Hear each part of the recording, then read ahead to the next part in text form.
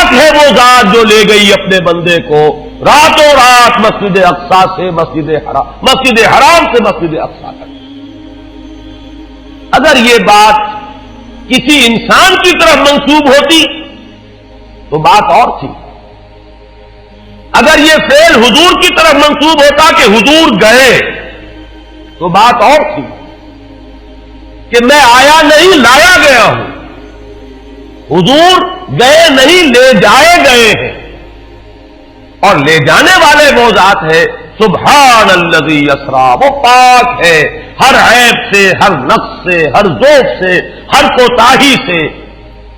وہ منزہ ہے، اعلیٰ ہے، عرفہ ہے، بالا تر ہے. لہذا اس کی قدرت سے یہ ہرگز بعید نہیں کہ وہ اپنے بندے کو راتوں رات مسجد حرام سے مسجد اقصی اور پھر مسجد اقصی سے سدرۃ المنتہا تک لے جائے اور واپس لے آئے اور پھر مسجد حرام میں پہنچا دے. اور بعض روایات میں آتا ہے کہ وضو کا پانی ابھی بہ رہا تھا اور کنڈی جو ہے حضور کے مکان کی وہ ابھی ہل رہی تھی. معلوم ہوا وقت نہیں گزرا. میں کچھ بیان کروں گا، میرے بیان کرنے میں کچھ کمی اور بیشی ہونے کا اندیشہ ہے. اگر ہم اتنے خوش قسمت ہیں کہ وہ واقعہ ہمارے پاس ایک مفصل حدیث کی شکل میں موجود اور حدیث بھی دوسرے یا تیسرے طبقے کی کتابوں کی نہیں، متفق علیہ، جس میں روایتاً جیسا کہ میں نے عرض کیا جس کا پایا تقریباً قرآن کے برابر، اور اس حدیث کے راوی ہیں حضرت مالک ابن صعصع رضی اللہ تعالی عنہ. ان کے بارے میں ایک بات ہے بڑی اہم، وہ نوٹ کر لیجئے. یہ انصاری صحابی ہیں، ان میں سے نہیں ہے کہ جنہیں حدیثیں بیان کرنے کا کوئی زیادہ شوق رہا ہو. یہ غالباً واحد حدیث ہے جو انہوں نے بیان کی، اور انہیں اس سے نہایت شغف تھا، نہایت محبت کے ساتھ انہوں نے اس کو محفوظ کیا تھا، اس کے ایک ایک لفظ کی حفاظت کی تھی. چنانچہ بعض دوسرے وہ صحابہ بھی جنہوں نے خود حضور سے یہ بات سنی ہوئی تھی،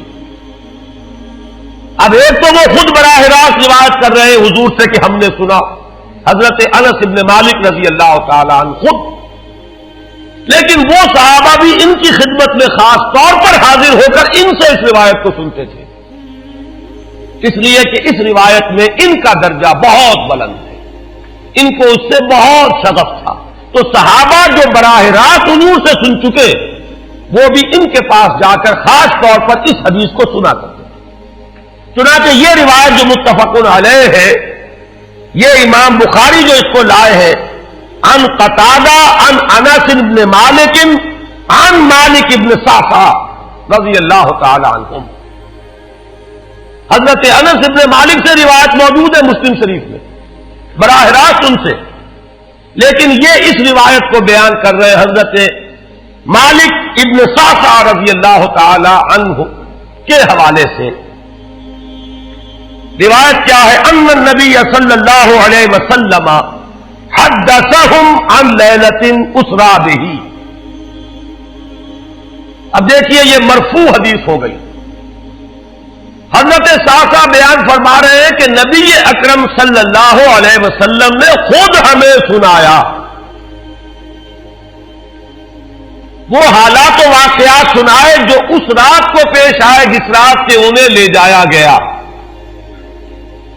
قال بینما انا فی الحطیم وربما قال فی الفجر. حضور فرماتے ہیں کہ میں اسی اثنا میں کہ میں حتیم میں تھا، اور ایک دوسری روایت میں الفاظ حجر آئے ہیں وہ بھی کہتے ہیں اسی حصے کو. مضطجعا میں لیٹا ہوا تھا، اذ اتانی آتن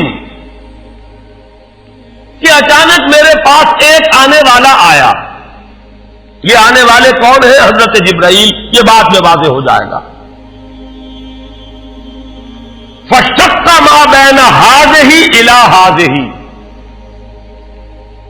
حضور نے اشارہ فرمایا، اس نے یہاں سے یہاں تک میرا سینہ چاک کیا، یعنی من طفرت نہرہ الی شعرتہ، یہ جو گڑھا ہے حلق کا گڑھا، یہاں سے لے کر تیرے ناف تک سینہ چاک کیا، فاستخرج قلبی، اور میرا دل نکالا،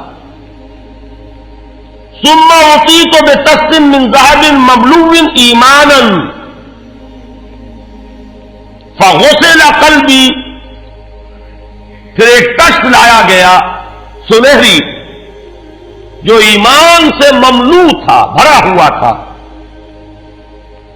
تو پھر اس کے ذریعے سے میرے اس قلب کو، سینے کو دھویا گیا، ثم غسل ثم اعید، وفی روایت اس کے بعد اس کو لوٹا دیا گیا اور پھر وہ زخم بھی سی دیا گیا۔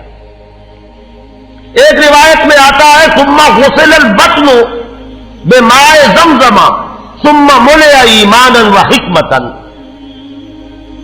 اسی طریقے سے پورے پیٹ کو بھی صاف کیا گیا ماء زمزم سے، اور اس میں بھی ایمان اور حکمت بھر دیے گئے۔ ثم اعطیت بدابۃ،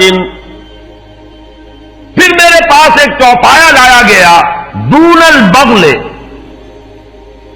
فوق الحمار، جو بغل یعنی خچر سے تو کچھ چھوٹا تھا، اور حمار یعنی گدھے سے کچھ بڑا تھا،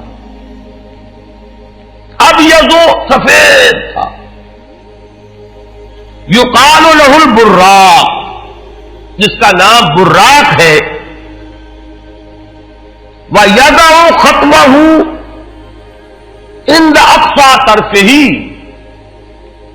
اور اس کا ہر قدم اس کی حد نگاہ پر جا کر پڑتا تھا۔ فَعِلْتُ عَلَيْهِ، میں اس پر سوار ہوا، فَانْطَلَقَ بِي جِبْرَئِیل، اب یہاں نام آ گیا، وہ آنے والے کون تھے؟ پھر چلے میرے ساتھ حضرت جبرائیل، حتی اتی السماء الدنیا، یہاں تک کہ وہ آسمان دنیا تک پہنچ گئے، جو پہلا آسمان۔ اب یہاں دیکھیے وہ روایت میں جو زمینی سفر کا درمیانی حصہ ہے وہ رہ گیا، دوسری روایات سے ہم اس کو جوڑ کر جمع کریں کہ پہلا زمینی سفر ہے، مسجد اقصیٰ تک پہنچے ہیں، وہاں جا کر روایت میں آتا ہے میں نے وہی اپنے اس خچر کو باندھا، براق کو، جہاں انبیاء باندھا کرتے تھے، اور پھر وہاں میں نے نماز ادا کی، بہت سے لوگ جمع ہوئے، میں منتظر تھا کہ کون نماز پڑھائے گا، کہ جبرائیل نے میرا ہاتھ پکڑ کر مجھے آگے کیا، میں نے نماز پڑھائی، اور پھر جبرائیل نے مجھے بتایا کہ یہ تمام انبیاء تھے جو اس دنیا میں مبعوث ہوئے ہیں، اور آج آپ نے ان سب کی امامت کی۔ یہاں سے پھر شروع ہوا ہے وہ دوسرا سفر، لیکن جب پہلے آسمان تک پہنچے، فاستفتح، انہوں نے دستک دی، کھلوانا چاہا، قیل من ھذا، پوچھا گیا کون ہے؟ قال جبرائیل، انہوں نے جواب دیا جبرائیل۔ قیل ومن معک، پوچھا گیا کہ آپ کے ساتھ کون ہے؟ دیکھیے یہاں ذہن میں رکھیے گا، اس امکان کو کوئی شخص مسترد نہیں کر سکتا کہ ان ملائکہ کے علم میں ہو، لیکن پھر بھی پوچھ رہے ہیں، قانون قانون ہے، دروازے پر دستک دینی ہوگی، آئیڈینٹی ڈسکلوز کرنی ہوگی، چاہے علم میں ہو۔ جج جو ہے وہ اپنے علم کی بنیاد پر فیصلہ کبھی نہیں دے گا، وہ تو مقدمے کی سماعت ہوگی، شہادتوں کی بنیاد پر فیصلہ ہوگا۔ ذاتی علم کی بنیاد پر کرنا ہے تو وہ خود کسی اور عدالت میں اس مقدمے کو منتقل کرے اور وہاں گواہ کی حیثیت سے پیش ہو، تو قانون قانون ہے۔ پوچھا گیا آپ کے ساتھ کون ہے؟ قال محمد صلی اللہ علیہ وسلم۔ قیل وقد ارسل الیہ، پوچھا گیا کیا انہیں بلایا گیا ہے؟ قال نعم، انہوں نے فرمایا ہاں۔ قیل مرحبا بہ فنعم المجیء جاء ففتح فلما خلصت اس کے بعد کہا گیا مرحبا ان کے لیے، تہنیت ہے، مبارکباد ہے، خوش آمدید ہے، کیا ہی اچھے ہیں وہ جو لائے گئے ہیں۔ پھر وہ سمائے دنیا جو ہے اس کا دروازہ کھولا گیا، میں اس میں داخل ہوا، فیضا فیہا آدم، میں نے دیکھا وہاں حضرت آدم تشریف فرما۔ فقال ھذا ابوک، جبرائیل نے کہا یہ آپ کے جد امجد ہیں، فسلم علیہ، ان کو سلام کیجئے، فسلمت علیہ، میں نے انہیں سلام کہا، فرد السلام، انہوں نے سلام کا جواب دیا، ثم قال مرحبا بالابن الصالح والنبی الصالح، خوش آمدید ہے، مرحبا ہے صالح بیٹے اور صالح نبی پر۔ ثم صعد بی، پھر مجھے اور اٹھایا گیا، حتی اتی السماء الثانیۃ، یہاں تک کہ جبرائیل پہنچ گئے دوسرے آسمان تک۔ فاستفتح، پھر وہی سوال و جواب ہے، میں ترجمہ نہیں کروں گا۔ قیل من ھذا، قال جبرائیل، قیل ومن معک، قال محمد، قیل وقد ارسل الیہ، قال نعم، قیل مرحبا بہ فنعم المجیء جاء ففتح فلما خلصت، جب یہ سارا اس کارروائی کے بعد داخل ہوئے ہیں دوسرے آسمان پر، فَإِذَا يَحْيَىٰ وَعِيسَىٰ وَهُوَ ابْنَا خَالَةٍ، وہاں میں نے دیکھا کہ یحییٰ اور عیسیٰ ہیں اور یہ خالہ زاد بھائی ہیں۔ قَالَ هَذَا يَحْيَىٰ وَهَذَا عِيسَىٰ فَسَلِّمْ عَلَيْهِمَا فَسَلَّمْتُ فَرَدَّا ثُمَّ قَالَ مَرْحَبًا بِالْأَخِ الصَّالِحِ وَالنَّبِيِّ الصَّالِحِ، انہوں نے بھی کہا خوش آمدید اور مرحبا ایک صالح بھائی اور صالح نبی کو، یہاں نوٹ کیجئے گا، حضرت عیسیٰ اور حضرت یحییٰ یہ بنی اسرائیل میں سے، لہذا حضور کو اپنا بیٹا نہیں کہہ سکتے، بھائی کہہ رہے ہیں۔ آدم جد امجد ہیں، انہوں نے بیٹا کہا ہے، مرحبا بابن الصالح والنبی الصالح، وہ نبی تو ہے، سب کہیں گے نبی، لیکن کوئی بھائی کہے گا، کوئی بیٹا کہے گا، ابراہیم بیٹا کہیں گے، موسیٰ وہ بھائی کہیں گے، جن کی نسل سے آپ نہیں ہیں، وہ جو براہ راست نسل چلی آ رہی ہے اس میں جو ذکر کرے گا وہ بیٹے کے لفظ سے کرے گا۔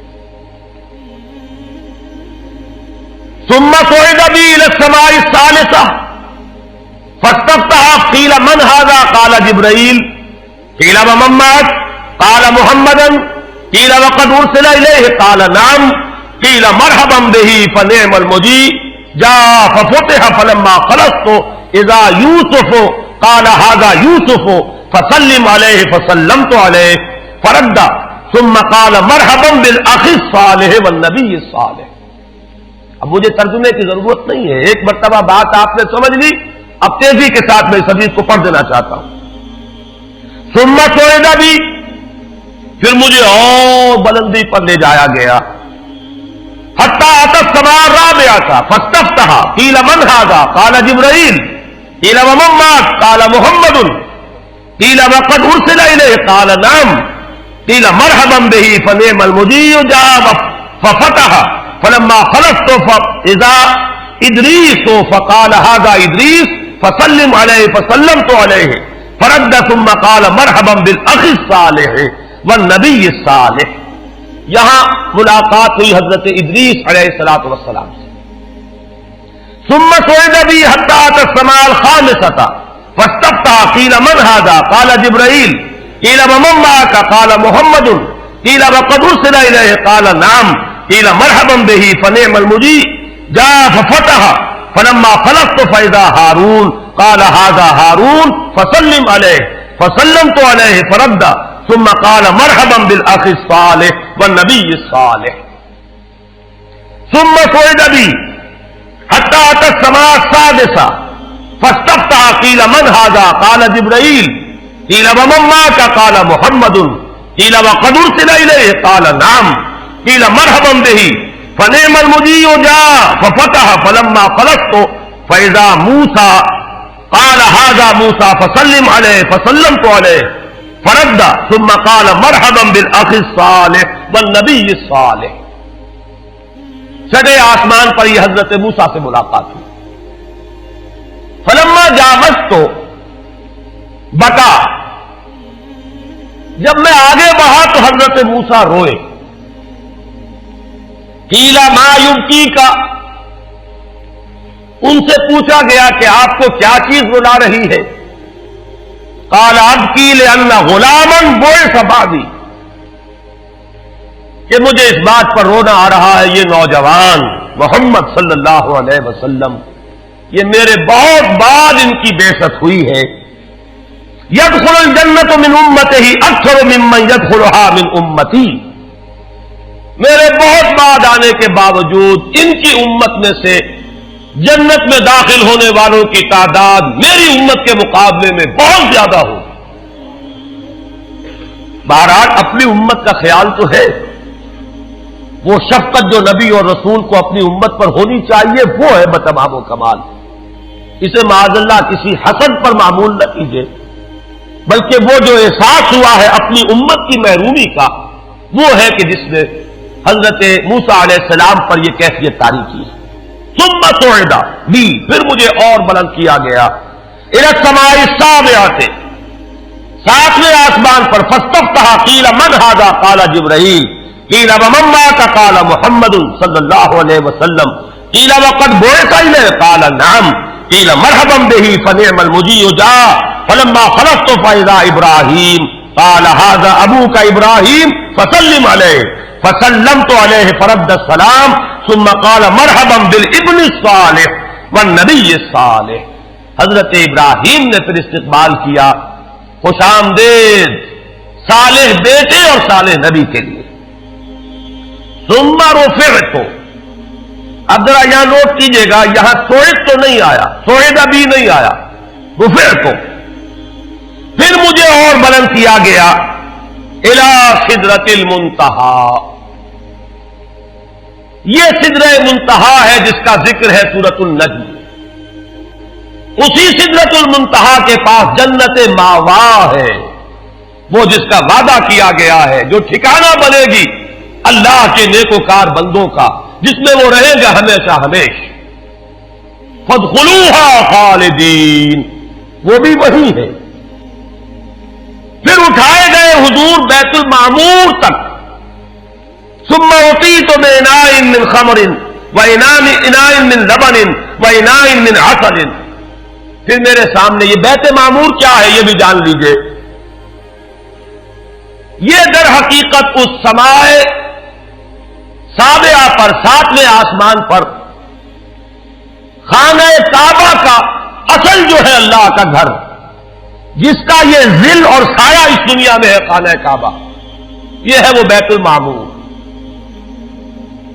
جس کے بارے میں ایک اور روایت میں الفاظ یہ آئے ہیں، اس میں روزانہ 70,000 فرشتے داخل ہوتے ہیں، اور جو فرشتہ ایک مرتبہ داخل ہوا ہے آج تک اسے دوبارہ داخل ہونے کی نوبت نہیں آئی.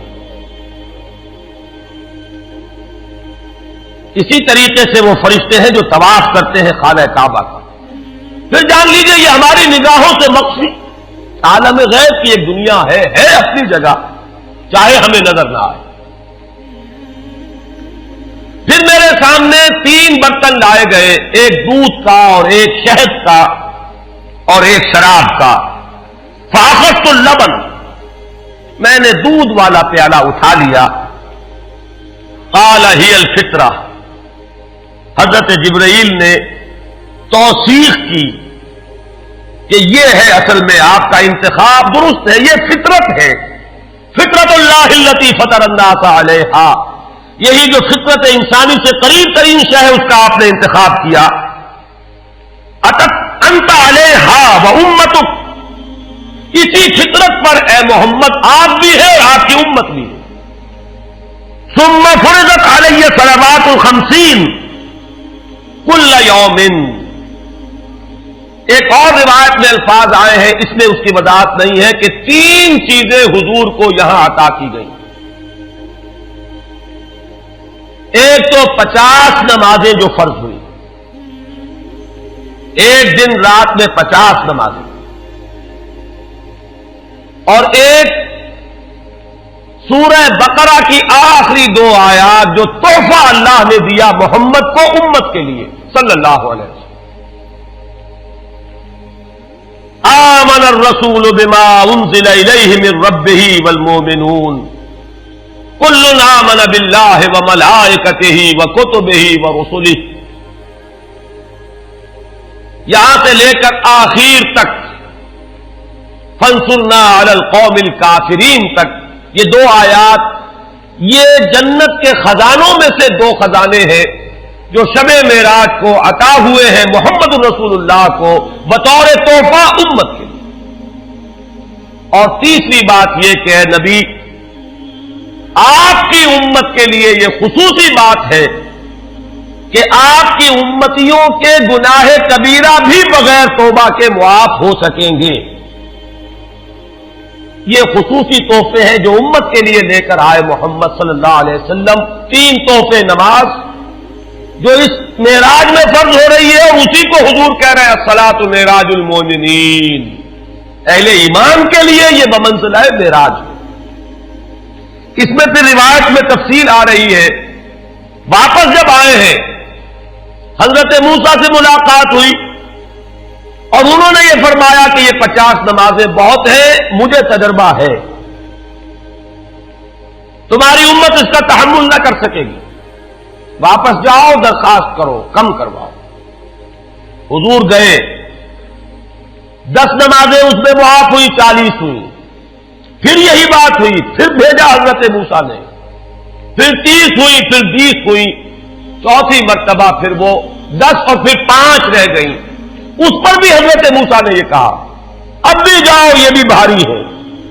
حضور نے فرمایا مجھے شرم آتی ہے, میں اتنی مرتبہ جا چکا ہوں, مزید اب جانے سے حیا محسوس کر رہا ہوں. تو ندا آئی کہ یہ 5 ہی 50 کے برابر ہیں. ہمارے ہاں قول بدلا نہیں جاتا. یہ 5 جو ہے در حقیقت یہ قائم مقام ہے ان 50 کے کہ جو اول ہم نے فرض کی تھی. یہ 50 ہی شمار ہوں گی اگر ان کا انسان ان پر مداومت اختیار کر لے. میں آخری جملہ آپ کو اس کا سنا دیتا ہوں. فَأُمِرْتُ بِخَمْسِ صَلَوَاتٍ كُلَّ يَوْمٍ فَرَجَعْتُ إِلَى مُوسَىٰ فَقَالَ بِمَا أُمِرْتُ بِخَمْسِ صَلَوَاتٍ كُلَّ يَوْمٍ قَالَ إِنَّ أُمَّتَكَ لَا تَسْتَطِيعُ 5 صَلَوَاتٍ كُلَّ يَوْمٍ وَإِنِّي قَدْ جَرَّبْتُ النَّاسَ قَبْلَكَ وَعَالَجْتُ بَنِي إِسْرَائِيلَ أَشَدَّ الْمُعَالَجَةِ. میں نے بنی اسرائیل کا حتی الامکان معالجہ کیا, ان کے حالات کو درست کرنے کی کوشش کی, لیکن مجھے تجربہ ہے یہ 5 بھی نہیں جھیلی جائیں گی. فَارْجِعْ إِلَىٰ رَبِّكَ فَاسْأَلْهُ التَّخْفِيفَ, مزید تخفیف چاہیے لِأُمَّتِكَ قَالَ سَأَلْتُ رَبِّي حَتَّىٰ اسْتَحْيَيْتُ وَلَٰكِنِّي أَرْضَىٰ وَأُسَلِّمُ قَالَ فَلَمَّا جَاوَزْتُ نَادَىٰ مُنَادٍ ابزیت فریضتی وخففت عن عبادی. متفق علیہ. مجھے ندا آئی کہ میں نے اپنے بندوں پر تخفیف کی. اس میں وہ ذکر نہیں ہے, دوسری روایت میں ہے کہ ساتھ ہی وضاحت ہو گئی کہ یہ 5 نمازیں بھی 50 کے برابر ہے. میری بات نہیں بدلی گئی ہے, وہ در حقیقت انہوں نے اسی 50 کا رتبہ جو ہے ان 5 کو عطا فرما دیا. یہ روایت ہے جو متفق علیہ. روایات کثیر, جنت اور دوزخ کے جو مشاہدات کرائے گئے وہ بہت تفصیل سے دوسری روایات میں, لیکن کسی اور روایت کا استناد کے اعتبار سے, اسناد کے اعتبار سے وہ درجہ نہیں ہے جو اس روایت کا. باقی میں نے مسلم شریف کی روایات میں سے اور تفاصیل آپ کو سنائی ہے. یہ ہے واقعہ. پھر حضور واپس آئے ہیں, وہی بیت المسجد اقصی میں آئے ہیں, پھر واپس تشریف لائے ہیں, اور اس کا میں بیان کر چکا ہوں دوسری روایات میں کہ وقت بالکل نہیں گزرا, کہیں روک دیا گیا ہے, پوری کائنات کو کہیں تھام دیا گیا.